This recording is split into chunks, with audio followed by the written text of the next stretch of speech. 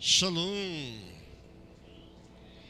para quem é de Shalom, a paz do Senhor para quem é da paz do Senhor, paz de Cristo para quem é da paz de Cristo, paz de Deus para quem é da paz de Deus, e paz para quem é só paz. Tem uns que é só paz. Ô irmão, paz, paz. Tudo significa a mesma coisa, a paz do nosso Deus. Minha esposa ficou lá numa dúvida, ficou meio querendo vir, mas tinha assumido um compromisso antes. E da próxima vez, a cadeira dela ficou vazia, mas da próxima vez, quem sabe, Deus prepara para estar aqui com a gente. Amém?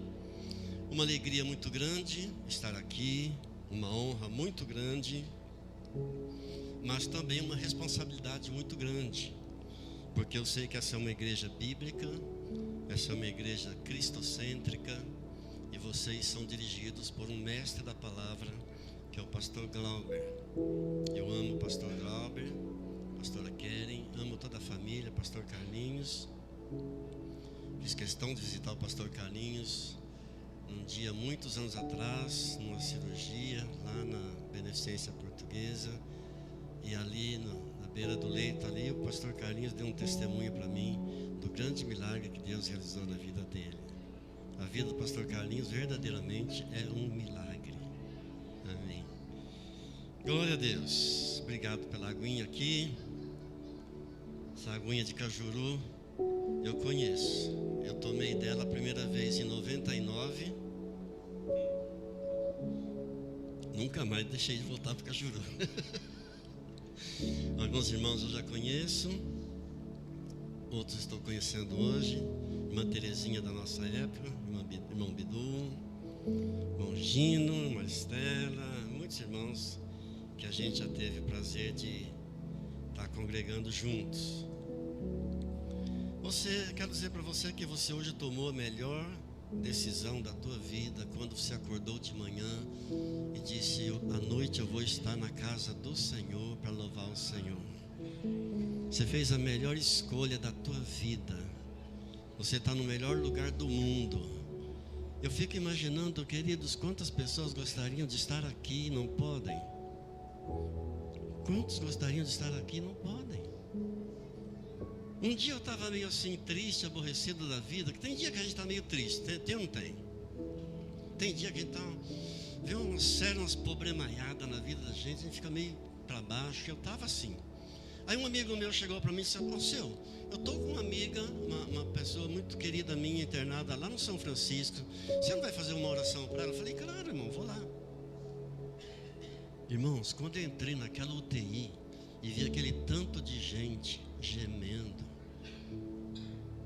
respirando por aparelhos, lutando para respirar, meus problemas sumiu tudo na hora. Eu saí dali louvando e glorificando a Deus.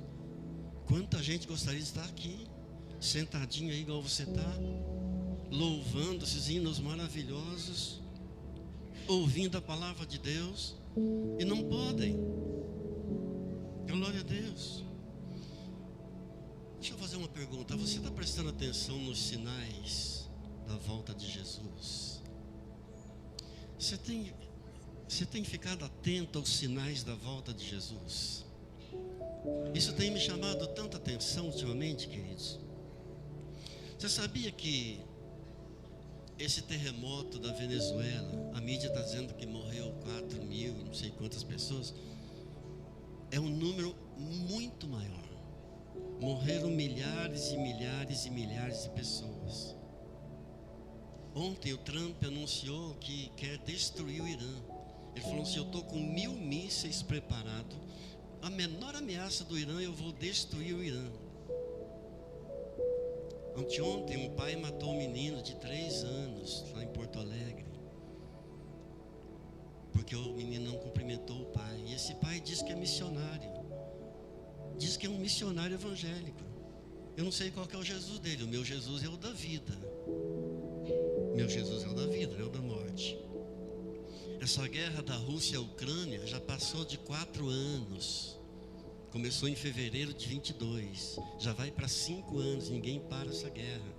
Jesus disse para nós prestarmos atenção aos sinais. Ele disse: olha, quando vocês virem estes sinais acontecendo, saibam que está próxima a volta do Filho do Homem. Mateus 24, ele disse: haverá guerras, fomes, epidemias, terremotos, ódio, apostasia, muitos estarão abandonando a fé. Então, que nós estejamos atentos, porque a volta do Senhor está muito mais breve do que você possa imaginar. Diga glória a Deus.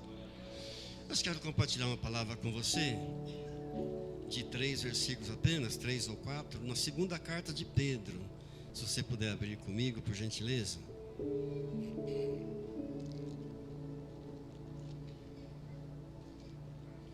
Segunda de Pedro, lá no finalzinho da Bíblia, já perto de Apocalipse.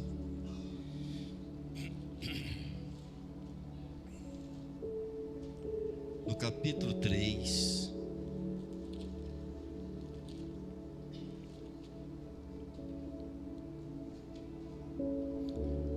Segunda de Pedro, capítulo 3. Nós vamos ler do verso 11. O 11, 12 e o 13. Quando todos acharem, me deem um sinal para começar a leitura, por favor. E se você puder deixar a sua Bíblia aberta, vai ser muito bom para você e para mim também, que a gente vai recorrer ao texto durante a mensagem. Quantos acharam? Digam amém. 2 Pedro, capítulo 3, verso 11. Visto que todas essas coisas hão de ser assim desfeitas, deveis ser tais como os que vivem em santo procedimento e piedade, esperando e apressando a vinda do dia de Deus, por causa do qual os céus incendiados serão desfeitos e os elementos abrasados se derreterão. Nós, porém, segundo a sua promessa, esperamos novos céus e nova terra, nos quais habita a justiça. Agora eu vou ler na versão NVI. Eu li na Bíblia Genebra, uma versão que eu gosto muito, a de Genebra, mas eu vou ler na NVI. De repente você está com a NVI aí, você vai se familiarizar com o que eu vou ler. O mesmo texto, 2 Pedro 3, do 11 ao 13. Visto que tudo será destruído dessa forma, que tipo de pessoas é que necessário que vocês sejam? Vivam de maneira santa e piedosa, esperando o dia de Deus e apressando a sua vinda. Naquele dia, os céus serão desfeitos pelo fogo e os elementos se derreterão pelo calor. Mas, de acordo com a sua promessa, esperamos novos céus e nova terra, onde habita a justiça. Oremos ao Senhor. Querido Deus, querido Pai, é uma alegria estar com essa igreja amada, tão alegre, com esses irmãos tão queridos.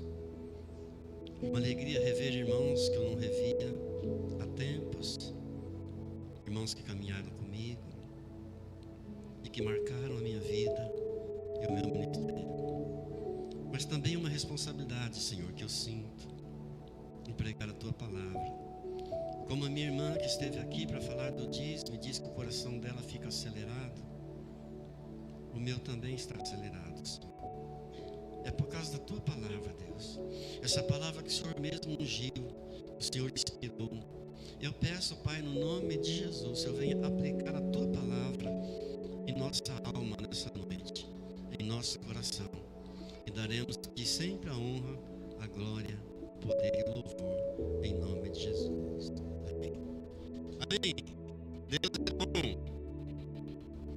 Apesar de estarmos vivendo um mundo tão mau, tão caído, corrompido, um mundo tão sujo pelo pecado, sabendo que Jesus está às portas, mas ninguém tem pressa de partir, não é verdade? Alguém tem pressa para morrer aqui? Nunca vi ninguém com pressa de morrer. Tem uma historinha de uma senhora que estava muito velhinha, muito doente. Ela estava com 99 anos. Mas a velhinha era muito crente. Pensa numa velha crente, canelinha de fogo. Aí a filha dela chamou o pastor e disse: pastor, minha mãe, o senhor sabe, está velhinha, 99 anos, está muito doente. O senhor não vai lá fazer uma oração para ela? O pastor falou: claro. Aí a filha disse: pastor, só tem um problema. Ela quase não fala mais, mas ela está lúcida. Ela entende, quando o senhor estiver orando, ela vai entender a oração. Mas ela vai responder de uma forma, ela vai dar um gemido. E o senhor, por favor, quando ela dá um gemido, entenda que ela está confirmando a oração. É como se ela estivesse dizendo amém. O pastor falou: fique em paz. Foi lá, chegou à beira da cama, começou a orar: Senhor, graças pelos 99 anos da tua serva. A irmãzinha fez: Senhor, mas agora a tua serva está enferma. Eu vim aqui pedir que o Senhor a cure. Mas, Senhor, liberta a tua serva dessa enfermidade. E a velhinha: Mas, Senhor, se não for da tua vontade, o Senhor prepara ela e leva. Ela falou: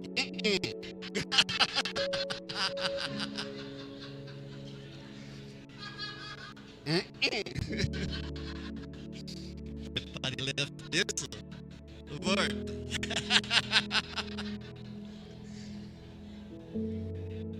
Amados, foi só para descontrair um pouco. Meu coração já desacelerou. Todas essas coisas serão destruídas quando Jesus voltar. Significa, tudo o que existe nesse mundo será destruído quando o Senhor Jesus voltar pelo fogo. Pensa nos arranha-céus. Eu fico imaginando aqueles prédios bonitos lá da Fiuza, pastor Carlos. Pensa nos prédios do centro de São Paulo. Está sendo construído um arranha-céu lá em Balneário Camboriú, que vai ser em 93, será o mais alto do Brasil. Perdão, o mais alto do mundo, não apenas do Brasil, do mundo, com 173 andares. Pensa num espigão desse tamanho, o valor da construção disso. Mas a Bíblia está dizendo que quando Jesus voltar, tudo será destruído pelo fogo. Olha que beleza esse templo. Pensa num templo aconchegante. Tudo será destruído, os templos também. Eu fui a um congresso mês passado lá em São Paulo, um congresso de pastores, num templo lá no Jabaquara, pastor Carlinhos, num templo magnífico para milhares de pessoas.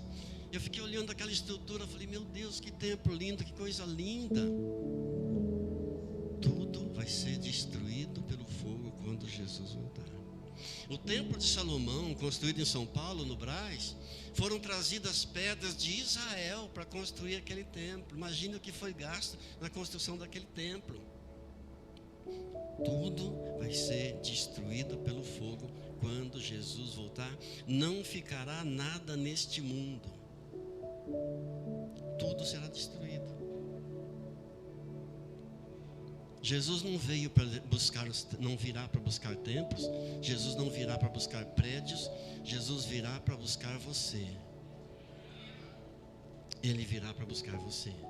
Não prédios, nossas casas, nossos carros que nós gostamos muito, nossas casas que nós gostamos muito. Jesus não vai vir para buscar essas coisas, vai vir para buscar você. E a minha pergunta é: você está preparado? Você tem pensado? Você tem olhado atentamente para os sinais que estão acontecendo, os sinais da volta do Senhor Jesus? Queridos, enquanto nós estivermos aqui, peregrinando aqui nessa terra, nesse mundo, nós precisamos desses templos, nós precisamos dos prédios, nós precisamos das nossas casas, nós precisamos dos nossos carros, enquanto estivermos aqui peregrinando. Mas tudo será destruído pelo fogo.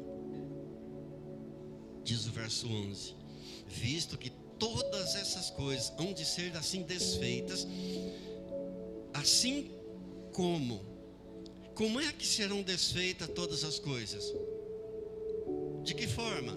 O versículo 12 está dizendo: naquele dia os céus serão desfeitos pelo fogo. Os céus, imagine os céus ardendo. Pensa nos céus. Por que céus no plural? Porque são 3 céus. Primeiro céu, esse aqui que a gente vê os passarinhos, os aviões. Segundo céu, lá onde estão os astros, o sol, as estrelas, as galáxias. Terceiro céu, aonde Deus habita e estaremos com Ele para sempre. Amém? Mas está dizendo que até esse primeiro e o segundo céu vai ser destruído pelo fogo, os céus ardendo. Pensa nos céus pegando fogo, pensa no ar pegando fogo, tudo ardendo pelo fogo, tudo sendo desfeito. Esse fogo vai consumir tudo. Aí o verso 12 diz ainda: os elementos se derretendo pelo calor intenso. Pensa, se derretendo tudo pelo calor intenso. Mas o cristão não precisa ter medo desse dia. Amém? Você não precisa ter medo. Só uma categoria de pessoas precisa ter medo nesse dia. Só um tipo de gente: aqueles que não estiverem em comunhão com o Senhor Jesus. Esse dia você vai levantar os braços, vai dizer: Senhor, finalmente chegou o grande dia, esperado dia. Muito obrigado, porque agora não haverá mais morte, não haverá mais câncer, não haverá mais doença nenhuma, não haverá mais tristeza, nem choro, nem luto. Glória a Deus que chegou o grande dia. E a Bíblia chama esse dia, querido, de grande e terrível dia. Por quê? Grande e terrível dia. Porque será grandioso dia para aqueles que estiverem em comunhão com o Senhor Jesus. Mas será terrível para quem estiver longe da presença, para quem não estiver em comunhão com o Senhor Jesus. Grande para nós que estivermos em comunhão, mas terrível para aqueles que estiverem separados do Senhor Jesus. Diga: Senhor, me ajude. Você vai dar graças a Deus, dizer: Senhor, acabou a morte, as doenças, acabou a fome, acabou a miséria, acabou as traições, as guerras, os terremotos, acabaram as corrupções, as injustiças. Chegou o grande dia que o Senhor prometeu que voltaria para nos buscar. E esse dia está muito próximo, graças a Deus. Chegou o dia da eternidade. Joel diz no capítulo 2, do verso 31: grande e terrível esse dia. Glória a Deus. Uma pergunta que seria a pergunta mais importante que você poderia fazer na tua vida. A pergunta mais importante da tua vida: pastor, se tudo vai ser destruído pelo fogo em breve, e eu creio que vai, porque assim está escrito, como é que eu devo viver? Como é que deve ser a minha vida? Queridos, essa é uma pergunta semelhante ao que o carcereiro fez a Paulo e Silas lá em Filipos, quando Deus mandou aquele terremoto naquela prisão. O carcereiro queria se matar, queria se suicidar, se desesperou, porque as portas da cadeia se abriram e ele pensou que os presos tivessem fugido. Aí Paulo disse para ele: não te faça nada, não fugiu ninguém, todos estamos aqui.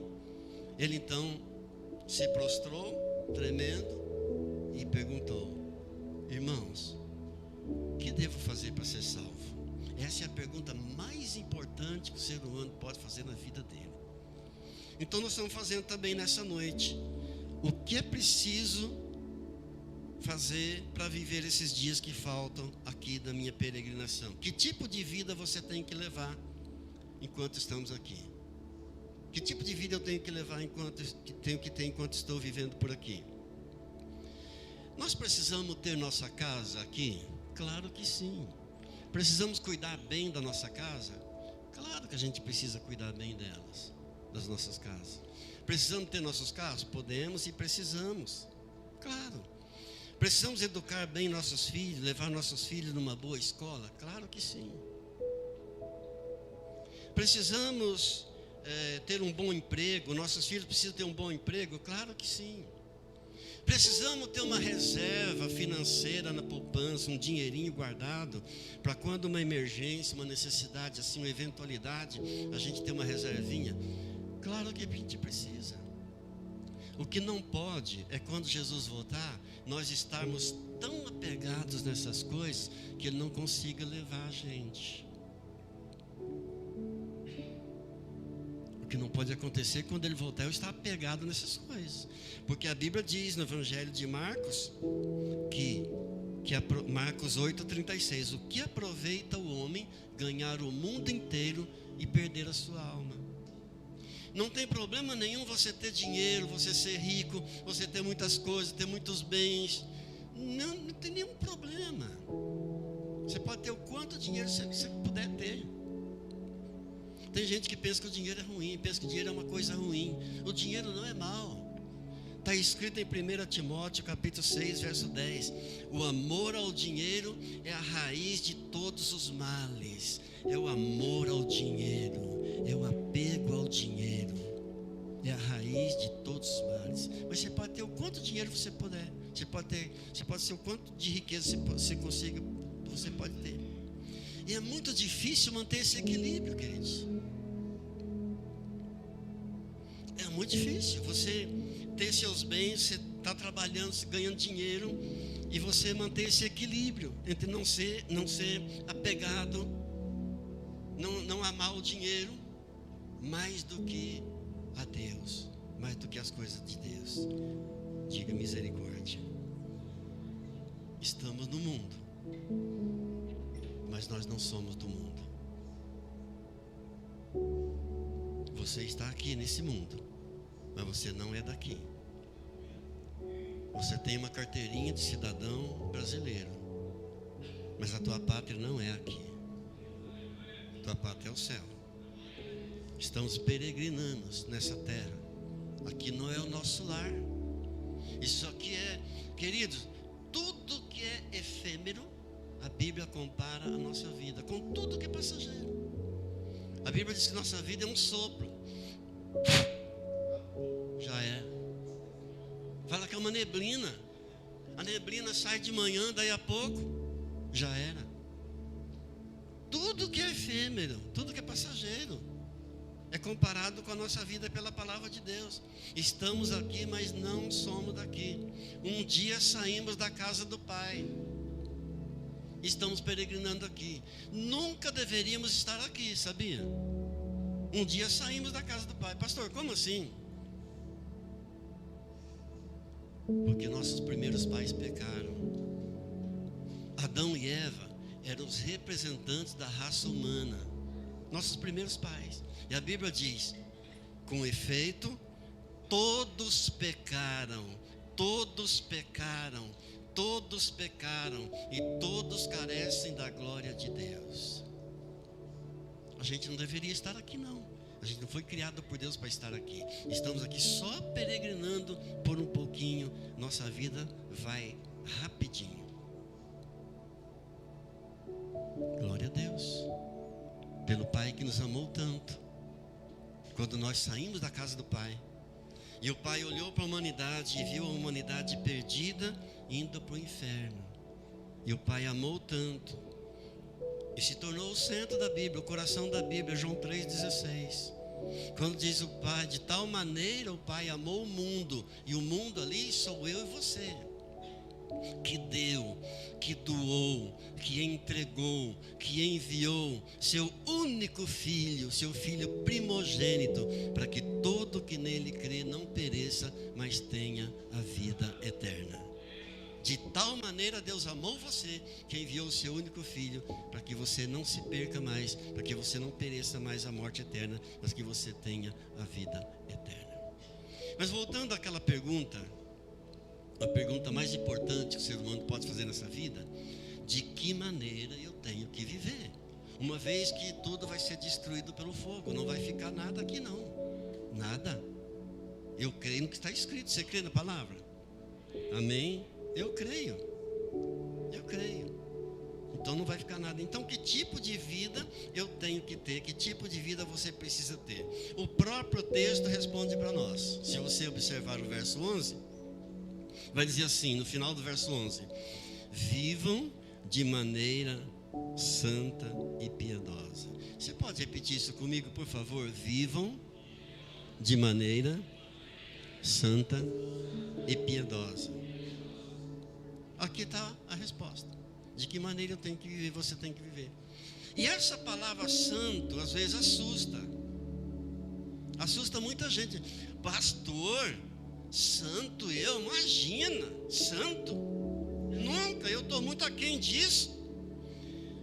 Sabe, queridos, a palavra santo no original, no hebraico, significa separado. Separado de. Se eu pegar o pastor Carlinhos, está nesse grupo aqui, trouxer o pastor Carlinhos para esse grupo de cá, eu estou santificando o pastor Carlinhos, estou separando ele. Esse é o sentido da palavra santo.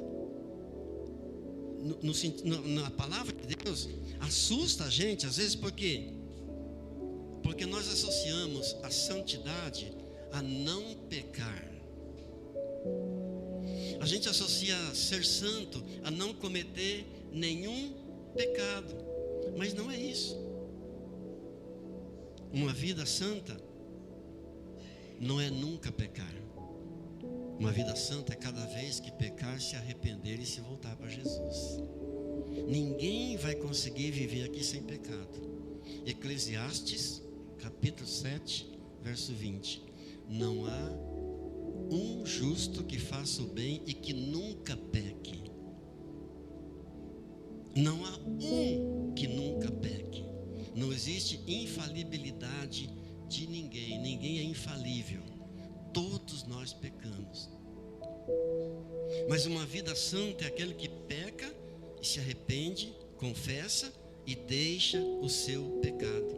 Se você olhar para a Bíblia, os primeiros cristãos, os primeiros crentes, não eram tão santos assim. Havia briga entre eles.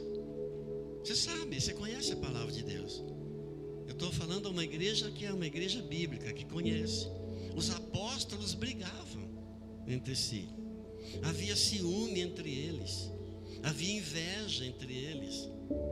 Então não tinha, nem os primeiros, nem a igreja primitiva, não tinha ninguém santo não. Porque a Bíblia, quando fala de santo, e se dirige a nós, chamando nós de santos.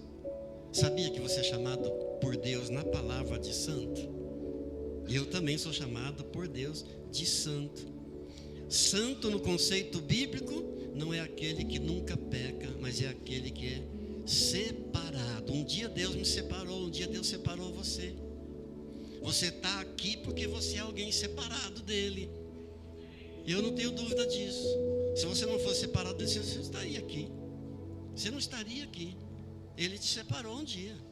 Ele me separou também um dia. Diga glória a Deus. Muitos de nós viemos por caminhos diferentes. Cada um por um caminho veio. Cada um por um motivo, cada um por uma causa. Eu fui separado no dia do velório do meu irmão mais novo. Morreu num acidente. Ele não era motorista, ele era o carona e usava a Bíblia. Enquanto viajava, ele aproveitava a viagem para ler a Bíblia. Estava lendo a Bíblia, com a Bíblia no colo. O carro que ele viajava bateu de frente com o caminhão. E ele morreu. Eu fui para o velório dele. Nunca queria saber de Deus. Ele havia me convidado tantas vezes para ir na igreja. Ele havia me convidado tantas vezes para ir no grupo de oração que ele participava. Ele me falava da Bíblia, de Jesus. Eu nunca quis saber.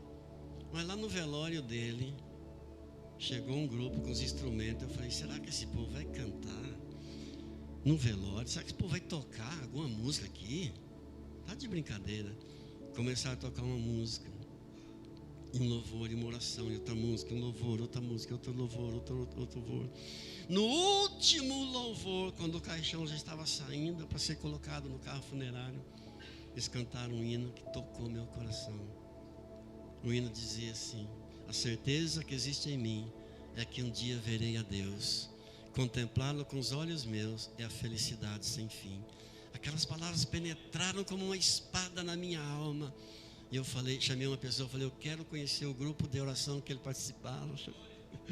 A partir daquele dia o Senhor me separou pela dor. Outros vieram por outras razões, por outros motivos, mas fomos um dia separados por Deus. Diga glória a Deus.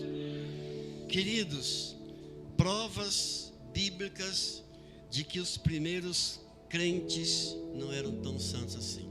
Você acha que Noé era um homem santo? Claro que Noé era um homem santo. Imagina um homem que construiu a arca da aliança, a arca de Deus. O homem que fez a arca de Deus, que foi salvo com toda a sua casa e sua família. Pensa num homem santo. A Bíblia diz dele em Gênesis capítulo 6, verso 9: Noé era um homem justo e íntegro e andava com Deus. Diga: Noé andava com Deus. Era justo, era íntegro. Mas quando chega em Gênesis 9, um pouquinho para frente, Gênesis 9, verso 20, Noé plantou uma vinha e bebeu tanto vinho, tendo se embriagado, tirou a roupa, ficou pelado dentro de casa, diante da família. Mas a Bíblia diz que ele era um homem justo, íntegro e andava com Deus. Porque a verdadeira honra não consiste em não cair nunca, mas em levantar-se a cada vez que se cai. Amém, queridos? Aleluia. Abraão era um homem santo? Ou se era chamado na Bíblia, está aqui na palavra de Deus, Abraão chamado de amigo de Deus. Tiago 2:23, amigo de Deus e pai da fé. Mas em Gênesis 20, a partir do verso 1, Abraão está entrando no Egito com a sua mulher Sara, e a Sara era muito bonita. E ele, com medo de que alguém se engraçasse com a mulher dele, que era muito bonita, combinou com ela, falou: Sara, vamos fazer o seguinte, você não vai dizer que é minha esposa, você vai dizer que é minha irmã. Por causa dessa mentira, quase aconteceu uma tragédia. O faraó do Egito quis tomar a mulher dele, levou a mulher dele para sua cabana lá.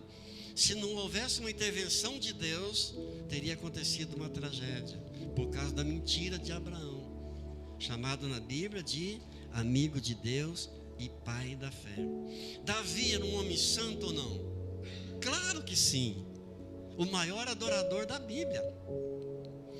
Mas você sabe, você conhece os pecados de Davi.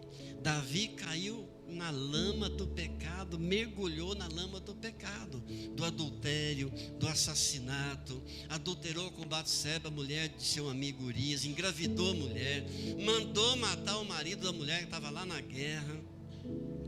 Esse mergulhou fundo no pecado. Sabe o que a Bíblia diz dele? Em Atos 13:22, Deus fez questão de deixar registrado na sua palavra: achei Davi, filho de Jessé, um homem segundo o meu coração, que fará toda a minha vontade. Glória a Deus. Achei Davi, filho de Jessé, homem segundo o meu coração, que fará toda a minha vontade. Então, queridos, para os homens, alguém é santo quando nunca comete nenhum pecado. Para os homens, alguém é santo quando não comete nenhum deslize, não tem nenhum defeitinho. Mas para Deus, alguém é santo quando peca, mas se arrepende, confessa e deixa o seu pecado. Diga glória a Deus. Louvado seja Deus. Então você vai viver aqui nessa terra, peregrinando como eu estou, vivendo de maneira santa e piedosa, sim. Vai pecar? Ou se vai. Eu também vou, ou se vou pecar. Mas cada vez que você pecar, você vai encontrar um perdão maravilhoso em Cristo Jesus, o nosso Senhor. Glória a Deus. Aí você se arrepende, você confessa e deixa o pecado e segue a tua vida. Graças a Deus. Note, essa santidade, ela vem ligada aí à piedade. O verso 11 está dizendo: o que é piedade? é um atributo de Deus. A piedade é uma característica de Jesus. Vivam de maneira santa e piedosa. Você quer ser uma pessoa piedosa? Busque a Jesus. Esse é o segredo. Quer ser alguém piedoso? Busque a Jesus, mais e mais. Eu tenho colocado uma coisa no meu coração ultimamente, de me aprofundar. Eu quero uma vida de mais profundidade com o Senhor Jesus. Tem um hino que a gente canta muito, chama Leva-me Além. Esse hino não sai da minha cabeça. Direto eu tenho cantado e orado e pedido: Senhor, leva-me além, a um lugar de mais profundidade, comunhão, de intimidade com o Senhor. Esse deve ser o nosso desejo, queridos. Esse deve ser o nosso alvo, em nome de Jesus. Diga graças a Deus. Ser cristão não significa só pertencer a uma igreja. Ser cristão não é ser membro de uma igreja. Tem muito membro de igreja que não é cristão. E tem muita gente que é cristão verdadeiro e não é membro de igreja. Então, a igreja não salva, mas se você é salvo por Jesus, você precisa estar dentro da igreja. Não saia da igreja. Pegue nas mãos do pastor Carlinhos, do pastor Glauber, da pastora Keren, e diz: pastores, estou aqui, conta comigo. O que eu posso fazer para ajudar o Senhor? O que eu posso fazer para melhorar essa igreja? Não saia daqui, queridos. Não saia da igreja. Se você foi salvo por Jesus, você tem que estar dentro da igreja.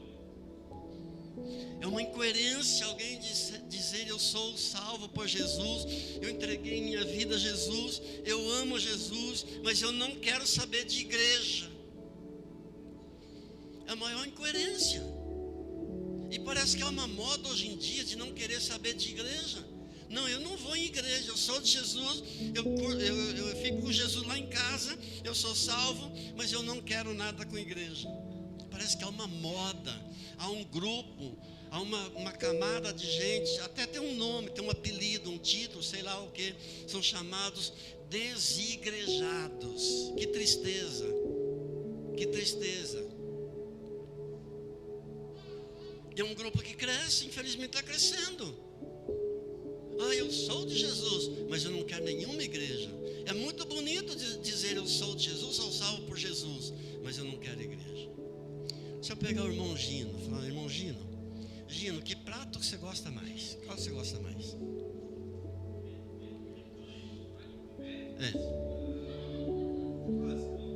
Churrasco. Eu chego com o irmão Gino, o Gino sabe que eu sou bom de churrasco. Gino, eu vou preparar um churrasco. Eu quero que você vá hoje almoçar na minha casa. Mas aí eu falo o seguinte: Gino, você é meu convidado, vou preparar o melhor churrasco, só picanha. Mas, Maristela, desculpe, viu? É só uma analogia, é só uma historinha. Gino, você vai na minha casa, vou preparar o melhor churrasco, mas você, por favor, não me leve a chata da sua esposa Maristela. O Gino vai aceitar? Qual o marido que se preza que vai aceitar um convite desse? Pensa, Jesus, como é que eu poderia dizer: eu amo Jesus, Jesus, tu és bem-vindo, mas eu não quero saber nada da sua igreja, que é muito chata. Jesus, a tua igreja... Aí alguém pode dizer assim: mas pastor, a igreja tem muito defeito. Claro que tem, porque ela é feita de seres humanos, e aonde tem seres humanos tem problema, aonde tem ser humano tem defeito. Amém, queridos? Não saia da igreja, porque olha o que a Bíblia diz da igreja. Escuta isso, Efésios 5:23. Porque o marido é a cabeça da mulher, como também Cristo é a cabeça da igreja.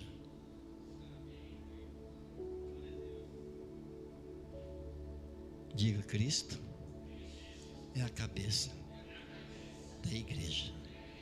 Tem como separar? É a palavra que está dizendo. Colossenses 1,18, falando de Jesus. Ele é a cabeça do corpo, que é a igreja. Exemplo. Um outro exemplo aqui. A igreja não salva. Você sabe disso. Mas se você foi salvo por Jesus, você precisa estar aqui. Você não pode sair daqui. Glória a Deus. A Bíblia diz ainda em Deuteronômio da igreja, hein? Deuteronômio 32:10. O cuidado de Deus com seu povo ali, que é a sua igreja. Ele guardou como a menina do olho. A igreja é a menina dos olhos de Deus. E você sabe que a menina dos nossos olhos é o membro mais sensível, a parte mais sensível do corpo humano é a menina dos olhos. E Deus guardou e guarda a sua igreja como a menina dos seus olhos.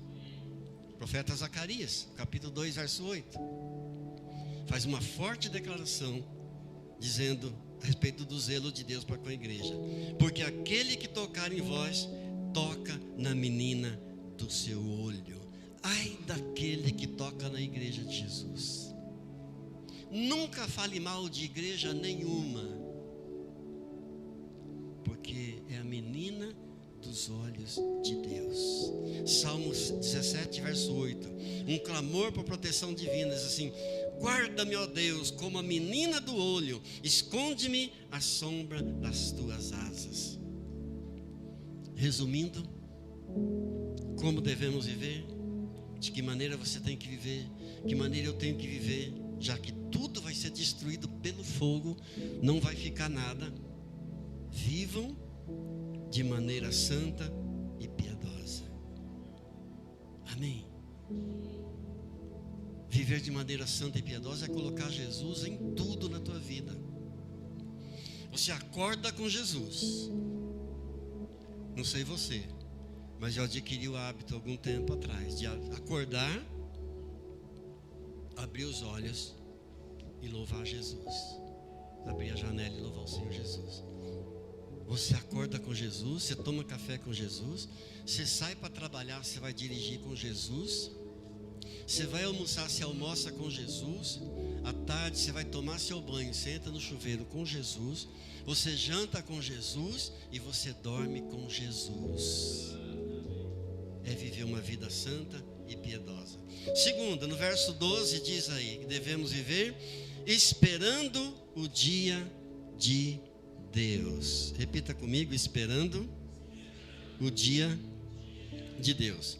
Mas esse esperar aqui não é esperar de braços cruzados, não. Não é esperar de braços cruzados. É olhando para o alto, olhando para Jesus, olhando para os céus. É contemplando os sinais que eu disse no comecinho da nossa meditação. Contemplando os sinais da volta de Jesus, olhando para o alto. Por isso o salmista diz no Salmo 121: eleva os olhos para os montes, de onde me virá o socorro? O meu socorro vem do Senhor, que fez o céu e a terra. Ele não permitirá que os meus pés vacilem, não dormirá aquele que me guarda. É certo que não dorme nem cochila o guarda de Israel. O Senhor é quem me guarda. O Senhor guardará a minha alma. O Senhor guardará a minha saída e a minha entrada, desde agora e para sempre. Esperar o dia do Senhor, esperar a volta do Senhor, é você estar olhando para o alto, olhando para os montes, não para as montanhas literais, para os montes de terra, não. Mas quando o salmista diz, eleva os olhos para os montes, ele está dizendo, eu elevo os olhos para os céus. Eu ergo a minha cabeça para Deus, eu olho para Deus, de onde me virá o meu socorro. Diga graças a Deus. Finalmente, terceiro ponto. Como é que a gente deve viver? Como é que eu devo viver? Como é que você deve viver nesses dias que nos separam da volta de Jesus, onde tudo será destruído pelo fogo? Apressando, ainda no verso 12, apressando a sua vinda. Diga, apressando a vinda de Jesus. Pastor, como é que eu posso apressar a vinda de Jesus? cumprindo a nossa missão, queridos. Cada um de nós tem uma missão aqui, amém? Cada um de nós tem uma missão aqui. Você não foi colocado por Deus aqui só para fazer peso na terra, não. Você tem uma missão aqui, amém? Eu tenho uma missão aqui, falar de Jesus, pregar. Pastor, mas eu não sei falar bem. Atitudes falam muito mais do que 1000 palavras. Prega Jesus com o teu jeito de vida, com o teu testemunho. É o nosso jeito de viver, queridos. Não precisa falar, não precisa ser um bom orador. É com o seu testemunho de vida, com o seu jeito de viver. Uma vez, há muitos anos atrás, a gente era recém-casado. Acho que a Ariane já tinha nascido, nossa primeira filha. Uma vizinha do andar de cima me procurou e disse: Alceu, eu quero ir aonde vocês vão, porque a vida lá em casa está um inferno. Eu nunca tinha falado de Jesus para ela, nunca tinha falado nada de Deus, de Bíblia, de nada. Eu quero ir aonde vocês vão, porque a vida lá em casa está um inferno, uma brigaiada, eu não aguento mais. E eu a levei no grupo de oração que a gente ia. Alguns dias depois: Alceu, a vida lá em casa mudou da água para o vinho. Eu odiava que meu marido chegasse em casa. Agora eu fico na janela esperando ele chegar. Não tem mais briga entre nós e os filhos. Acabou, Deus transformou. Eu nunca tinha falado nada para ela. Então a nossa missão, queridos, é levar Jesus para os outros, para os que estão morrendo sem Jesus. E de repente tem alguém precisando de Jesus, está no seu ali último momento, e Deus vai usar você. Deus usou a mim e a irmã Terezinha um dia, para a glória de Deus, né, Tereza? Nós fomos num sítio orar por um irmão. Ele tinha amputado uma perna e estava muito enfermo, tinha saído do hospital naqueles dias, né, Tereza? Tinha chovido naquele dia. E a Tereza chegou e disse: irmão seu, vamos visitar um homem, está doente, saiu do hospital recente. Eu sonhei com ele a noite toda. Deus falou comigo a noite toda com esse homem, precisando já falar de Deus. Eu falei assim: Tereza, choveu muito.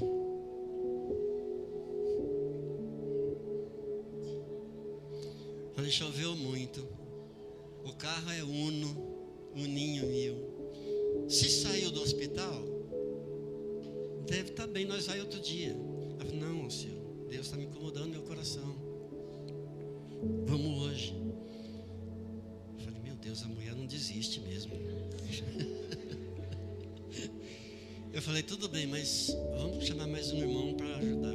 Aí o irmão Sebastião, o saudoso irmão Sebastião, estava ali.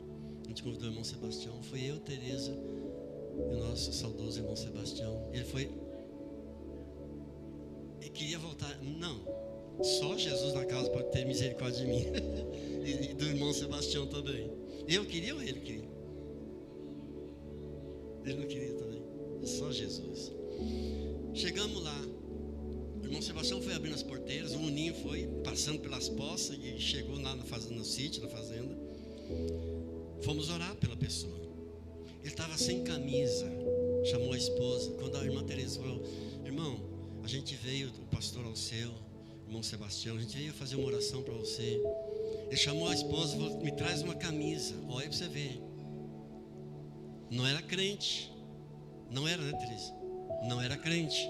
Falou para a esposa: me traz uma camisa. Ele estava sem camisa. Começamos a orar. Teresa falou: você aceita Jesus? Aceito. Oramos, profetizamos, ungimos, abençoamos. Ele aceitou Jesus. No outro dia de manhã, a irmã Terezinha me ligou. Falou: irmão, o senhor sabe quem morreu essa noite? Eu falei: não, aquele homem que nós fomos orar para ele ontem. No mesmo dia? No mesmo dia, desculpa.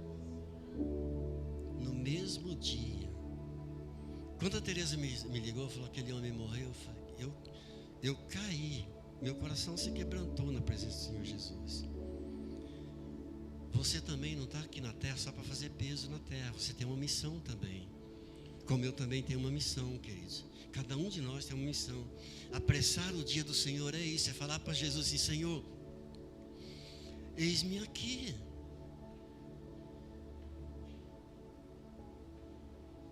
Quantos querem dizer isso para Jesus hoje? Senhor, eis-me aqui. Diga, Senhor, eis-me aqui. Conta comigo. Envia-me a mim. Glória a Deus. Se ela não tivesse persistido na direção que Deus deu a noite toda para ela, tivesse ido na minha conversa, não teria ido. O homem não teria sido salvo. Aceitou Jesus. Eu pensei que tinha sido no outro dia. Foi no mesmo dia. Deus o chamou, Deus o levou. Deus usou da gente ou não? Se não é Deus, eu não sei o que é Deus mais. Se isso não é Deus. Então, querido, temos uma missão. Amém? Diga graças a Deus. Mateus 24:14 diz assim: este evangelho do reino será pregado em todo o mundo, então virá o fim. Tem muitas nações que ainda não ouviram falar de Jesus. Tem muita gente que ainda não ouviu falar de Jesus. Marcos 16:15 diz assim: ide por todo o mundo, pregai o evangelho a toda criatura. Quem crer e for batizado será salvo, quem porém não crer será condenado. Ide por todo o mundo não significa fazer as malas e sair pelo mundo afora. O outro lado do mundo, para quem está lá no Japão, é aqui. O outro lado do mundo para nós é lá no Japão. De repente o meu vizinho do meu lado ainda não está salvo, não conhece Jesus. Ide por todo mundo significa evangelizar até aqueles que estão próximos de mim. Quem está entendendo? Glória a Deus. Estatísticas dizem, lamentavelmente, as estatísticas dizem que tão poucos trazem outros para a igreja, somente 10% trazem outros. A gente nunca deveria ir para a igreja sem convidar outra pessoa. Infelizmente, 90% dos crentes, estatísticas no Brasil, se contentam em ir ao templo, sentar, orar, cantar, louvar, ouvir a palavra e voltar para casa. Que Deus possa mudar essa estatística.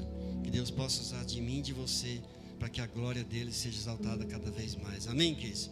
E por que Deus deu a missão a nós? Deus não poderia dar essa missão aos anjos? Por que Ele deu essa missão para nós? Porque é a maneira de nós sermos salvos.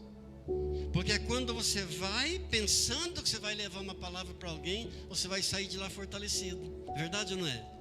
Quando eu recebi essa notícia dela, que aquele homem tinha falecido, eu me quebrantei e aquilo me encheu de fé, fortaleceu. Eu nunca esqueci. Quantos anos faz isso, Tereza? Muitos anos. Mais de 20, eu nunca esqueci isso.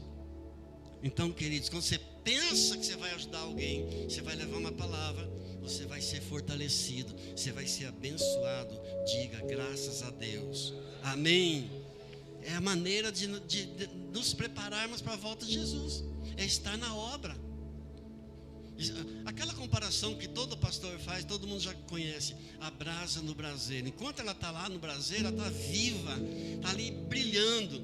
Tira ela dali para ver. Começa a esfriar, vira um carvãozinho preto, vira cinza, não vai servir para mais nada. Diga misericórdia. Queridos, a Bíblia contém segundo os estudiosos, mais de 8.000 promessas. Algumas são condicionais, dependem de alguma coisa. Mas essa aqui, a volta de Jesus, é incondicional. Não depende de nada. A volta dele está próxima. Vai voltar brevemente. E tudo será destruído pelo fogo, igualzinho está escrito aqui. Que Jesus vai voltar, que tudo vai ser destruído pelo fogo, é promessa incondicional que vai se cumprir. Quer você acredite nisso ou não, tudo vai ser destruído pelo fogo. Quer você queira ou não, Jesus vai voltar. Quer você esteja preparado para esse momento ou não, Jesus vai voltar. Glória a Deus. É incondicional. E se essa verdade é a verdade mais absoluta, e eu creio que ela é, como é que convém que vivamos? Primeiro, de maneira santa e piedosa. Diga, de viver de maneira santa, piedosa. Segundo, esperando o dia do Senhor. Terceiro, apressando o dia da sua vinda. Se você tiver que tomar alguma decisão, toma hoje. Não deixe para amanhã. A volta de Jesus está mais próxima do que você imagina. Que sentido teria a salvação se Jesus não voltasse? Pensa, que sentido teria a salvação se Jesus não voltasse? Salvaria nós para quê? Para continuar nesse mundo perdido? Nesse mundo corrompido, sujo pelo pecado? Ele está às portas. Que Deus os ajude. Hebreus 3,15 diz: hoje, se ouvirdes a sua voz, não endureçais o vosso coração. E Ele virá para nos levar a um lugar que já está preparado para nós, onde não haverá mais morte, nem luto, nem pranto, nem dor. E Deus mesmo enxugará dos nossos olhos toda lágrima. Ali não haverá mais morte, nem doenças, nem pranto, nem luto e nem tristeza. Curva sua fronte. Vamos orar um pouco a Ele.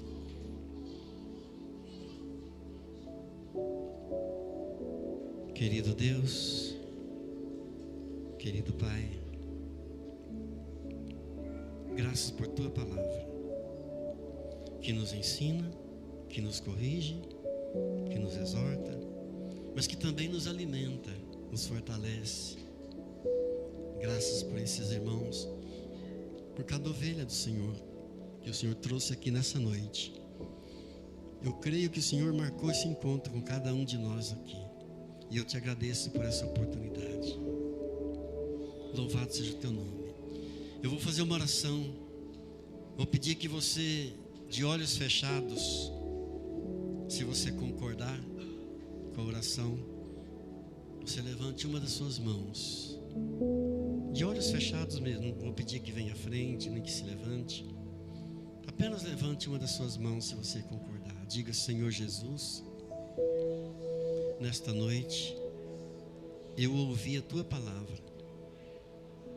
Tua palavra foi semeada no meu coração. Eu te peço que a chuva do Espírito Santo venha regar esta palavra na minha alma, que ela possa germinar e frutificar, que esta palavra traga glórias ao Teu nome na minha vida. Senhor Jesus, coloca no meu coração uma ambição espiritual. Leva-me, ó Deus, além, a uma intimidade mais profunda com o Senhor. Dá-me coragem, dá-me força para ajudar o cansado, para ajudar o doente, para ajudar o desanimado. Senhor, hoje eu quero render ao Senhor toda a minha vida, minhas atitudes, minhas ações, meus sonhos, minhas esperanças. Peço para o Senhor refazer tudo o que eu penso da vida, que a minha vida, a partir de hoje, seja totalmente apoiada em Cristo Jesus. Que Jesus Cristo seja a minha referência, meu ponto de partida, meu ponto de apoio e o meu ponto de vista. Em nome de Jesus. Amém e amém. Diga graças a Deus. Antes de eu passar a palavra ao pastor Carlinhos, deixa eu liberar uma palavra profética sobre a tua vida. Levante suas mãos, por favor. Pai querido, eu te peço por cada um desses meus irmãos que receberam essa palavra nessa noite. Abençoa-os ricamente. Abençoa, Deus, cada lar aqui representado, cada família aqui representada. Deus, faz milagre na vida deles. que venham derramar glorioso, uma unção nova a cada dia, a cada manhã, em nome do Senhor Jesus. Amém e amém. Digam graças a Deus.